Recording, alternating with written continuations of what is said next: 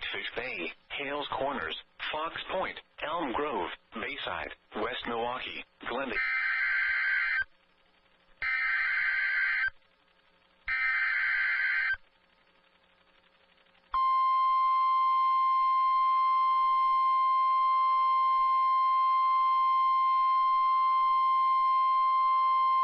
The National Weather Service in Milwaukee-Sullivan has issued a special marine warning for Lake Michigan near shore and open waters to mid-lake from Port Washington, Wisconsin to Wind Point, Wisconsin, until 4:15 p.m.